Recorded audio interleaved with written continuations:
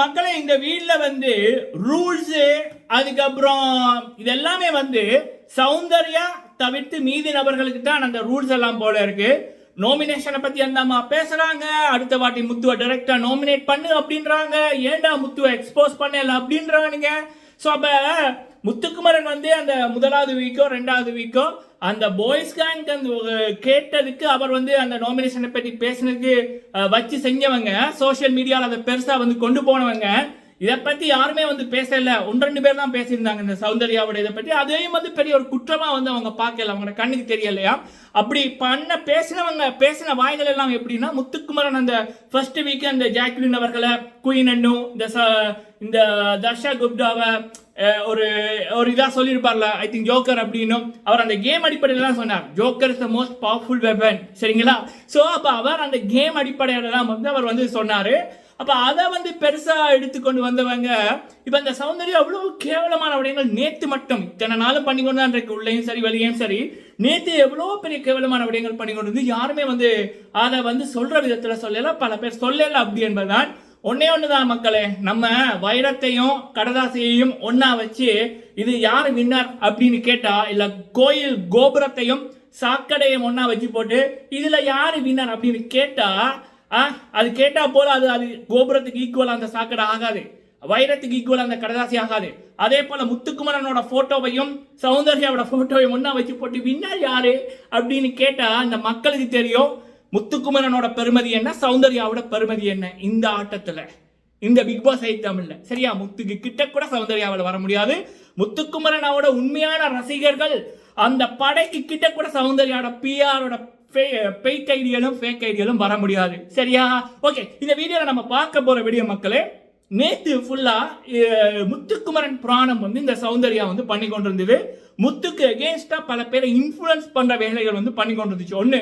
ரெண்டாவது, தங்கள்கிட்ட திறமை இல்லாம இப்போ தங்களுடைய செல்வாக்கு மூலம் அப்பண்ட பாட்டண்ட காசு மூலம் செல்வாக்கு மூலம் பிக் பாஸோ இல்லை வேற ஏதாவது ஆப்பர்ச்சுனிட்டி கிடைக்கிற நபர்கள் அவங்க வந்து அவங்க ஒரு ஷோ கிடைக்கக்குள்ள அவங்களோட திறமையை வந்து அவங்களால காமிக்க முடியாது.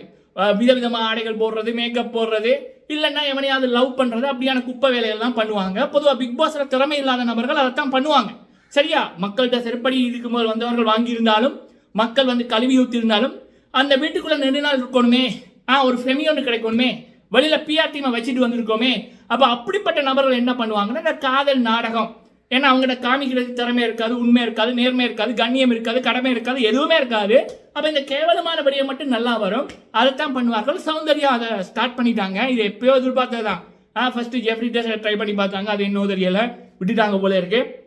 இப்போ வந்து ராயன் கூட அந்தாலும் அதுக்கேற்ற மாதிரி தான். சரி, இந்த வடிவம் முத்துக்குமரனுக்கு எகெயின்ஸ்டா இந்த சௌந்தர்யா வந்து பண்ண வடிவம். அடுத்தது வந்து இந்த சௌந்தர்யாவோட போலி காதல் நாடகம், அதை பற்றி வந்து நம்ம வந்து பார்க்கலாம். குறும்படங்கள் நிறைய இப்போ சோஷியல் மீடியாவில் போய்கொண்டிருக்கு, நம்ம அதை பற்றி இதில் பேசலாம். சரிங்களா, ஃபுல்லாக பாருங்க, லைக் பண்ணுங்க. ஃபர்ஸ்ட் டைம் வந்திருக்கீங்க அப்படின்னா மறக்காம சப்ஸ்கிரைப் பண்ணுங்க, உங்களுடைய கருத்துக்களை தவறாமல் சொல்லுங்க. ஸோ இந்த பிக் பாஸ் தமிழை பொறுத்த வரைக்கும் ரூல்ஸ் வந்து சௌந்தர்யா தவிர்த்து மீதி எல்லாருக்குமே ரூல்ஸ் தான் போல இருக்கு. ஏன்னா நாமினேஷனை பற்றி பேசக்கூடாது, யாரை நாமினேட் பண்ணான்னு கேட்கக்கூடாது, யாரை நாமினேட் பண்ணு அப்படின்னு கேட்கக்கூடாது அப்படின்னு நிறைய இருக்கு. முத்துக்குமரன் அவர்கள் அந்த ஃபர்ஸ்ட் வீக்ல பாய்ஸ் டீம் கேட்டதுக்கு அவர் வந்து எக்ஸ்பிளைன் பண்ணதுக்கு அதை வந்து ஒரு வாரமா இந்த சோஷியல் மீடியா இன்ஃப்ளூயன்சர்ஸ் வந்து வச்சு செஞ்சார்கள். அதாவது ஒரு ஏழை முன்னுக்கு போறான்னா இந்த இந்த உலகத்தில் இருக்கிறவங்க அந்த ஏழையோட முன்னேற்றத்தை, ஒரு மிடில் கிளாஸ் ஃபேமிலியில் இருக்கிறவனோட முன்னேற்றத்தை பணத்தை வச்சு எப்படி அடிப்பார்கள், தடுப்பார்கள் அப்படி என்பதை முத்துக்குமரன் அவர்களோட வளர்ச்சிக்கு தடையாவார நபர்கள், அவங்க போடுற வீடியோக்கள், அவங்க போடுற மெமிகள், அவங்க போடுற ட்வீட்டுகள், காசுக்கு வேலை செய்யற கூட்டம் அப்படின்னு நம்மளால அடையாளம் பார்க்க முடியுது. அதே மாதிரி அந்த கூட்டம் வந்து முத்துக்குமரன் நாமினேஷனை பத்தி பேசிட்டாரு, எப்படி பேசலாம், ரூல்ஸ் மீறினாருன்னு வீக்கெண்ட் வரைக்கும் அப்படியாவது விஜய் சேதுபதி அவர்கள் அதை பேசணும் என்று நிறைய விடயங்கள் பண்ணார்கள். இந்த அம்மா, இந்த சௌந்தர்யா நேத்து வந்து பாத்தீங்கன்னா ஜெஃப்ரி கிட்ட கேக்குறாங்க, நீ யாரை நாமினேட் பண்ண? அவன் வந்து சொல்றான் தர்ஷிகாவோ, அவன் வந்து சொல்றான் யாரு, தர்ஷிகா அப்புறம் ஜாக்லின் அப்படின்னு. இந்தமா சூப்பர் அப்படின்னு. ரெண்டுமே ஃபேக் தான், ஜாக்லினும் ஃபேக் தான், இதுவும் ஃபேக் தான். அப்ப ஃபேக்கா இருக்கிறத உண்மையான நட்பும் இருக்காது, உண்மையும் இருக்காது. அது நமக்கு இதெல்லாம் சொக்கா இல்லை, இதெல்லாம் பழக்கப்பட்டதுதான். சரியா, சரி. அப்ப அது ஒண்ணு. அதுக்கப்புறம் ராயன் கிட்ட அந்த லிவிங் ஏரியால இருக்கைக்குள்ள அடுத்த வாட்டி டைரக்டா முத்துவை நாமினேட் பண்ணு அப்படின்றாங்க. அதுக்கப்புறம் வந்து பாத்தீங்கன்னா அவங்க அந்த கார்டனை சுத்தி நடந்து கொண்டு இருப்பாங்க நைட்டு வாக் லைவ்ல. அப்ப அவங்க வந்து சொல்றாங்க முத்துவை யாருமே நோமினேட் பண்ணல, முத்து எப்படி தப்புனா அப்படின்னு. அப்ப உடனே ராயன் கேட்கிறான், நீ வந்து பண்ணியிருக்கலாமே அப்படின்னு. அப்ப அதுக்கு இந்தமா சொல்லுது, நான் வீணாக்கிட்டேன்டா, நான் அந்த கவுண்ட் எல்லாம் வந்து என்ன தெரியாம போச்சுடா அப்படின்னு. அதுக்கப்புறம் இந்தம்மா சொல்லுது, சே அப்ப அவன் சேவாரானா அதை பத்தி எனக்கு கவலை இல்லை, அவன் வெளியே போறானா சேவாரானோ அதை பத்தி கவலை இல்லை, ஆனா அந்த நோமினேட் பண்ணிக்கலாம் அவனை எக்ஸ்போஸ் பண்ணலாம் இல்ல, அது மிஸ் ஆயிட்டாமன். எவ்வளவு பெரிய வன்மம் பாத்தீங்களா? அது யாரை பத்தி பேசுறேன்னு இதுவே இல்லாம போச்சு மக்களே. சரி, அது ஒண்ணு. சரி, அப்ப அதுக்கப்புறம் வந்து இன்னொரு இடம், அந்த பாத்ரூம் ஏரியால வந்து வெளியில என்ன நடக்குது, என்ன பேசுனாங்க சொல்லு அப்படின்ற மாதிரி. அப்போ இதுல சௌந்தர்யாவுக்கு மட்டும் தனி ரூல்ஸா மக்களே? அப்ப வீட்டுக்குள்ள இருக்க மீதி நபர்களுக்கு வந்து வேற இதுவா? இதான் பணம் பத்தும் செய்வனுவாங்கல்ல, அதுதான் பண்ணி கொண்டிருக்கு. எனக்கு புரியல, நீங்க இந்த பிக் பாஸ்ல மட்டும் எங்களை ஒரு ஹீரோயின் மாதிரி காமிச்சா வெளியில போன வாய்ப்புகள் வந்து குவிய போதா? மக்களுக்கு இந்த அம்மாவை பிடிக்கல, சுத்தமா வந்து பிடிக்கல. அப்ப எவன் வந்து பாப்பா இந்த அம்மா? முதல்ல இந்த அம்மாக்கு நடிக்க தெரியணும், திறமை இருக்கணும், முகத்துல ஒரு எக்ஸ்பிரஷன் வருது இல்ல.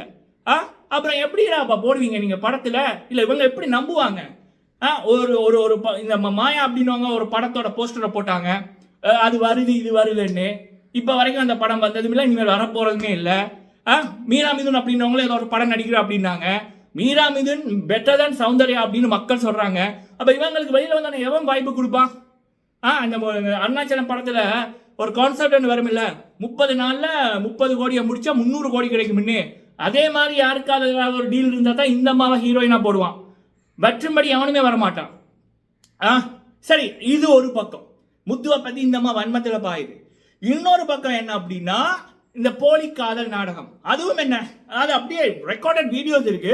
இவங்க பிளான் போடுறாங்க, ஸ்கிரிப்ட் போடுறாங்க. இந்த சௌந்தர்யா சொல்றாங்க, இனி நீ என்ன பார்க்கக்குள்ள ஸ்மைல் பண்ணி அப்படின்னு.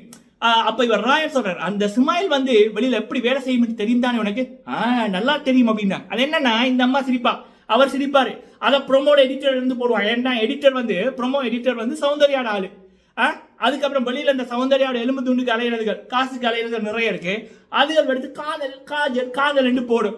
ஏன்னா பிக் பாஸ்ல இருக்கணும்னா ஒன்னு அலோனும், இல்லைன்னா இப்படி குப்பையான காதல்கள் பண்ணணும். திறமை இல்லைன்னா, மக்கள் சப்போர்ட் இல்லைன்னா இப்படி வச்சா தான் சர்வை பண்ண முடியும். அதைத்தான் இந்த அம்மா பண்ணுது. இது ஒன்றும் புதுசு ஒன்றுமே இல்லை. இப்படியான விடயங்கள் வந்து நடக்குது. போலி காதல், வன்மம், முதல குத்துறது, நட்புக்குண்மை இல்லை. இப்படியான நபர்கள் எல்லாம் சத்தியமா இந்த குழந்தைகள்ல இருந்து பெரியவங்க வரைக்கும் இந்த பிக் பாஸ் பாக்குறாங்க. அதெல்லாம் ஒரு தவறான ஒரு எக்ஸாம்பிள் அப்படி என்பதுதான் மக்களோட கருத்தும் என்னோட கருத்தும்.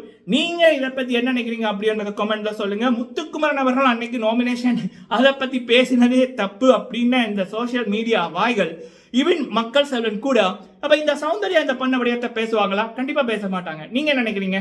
நன்றி.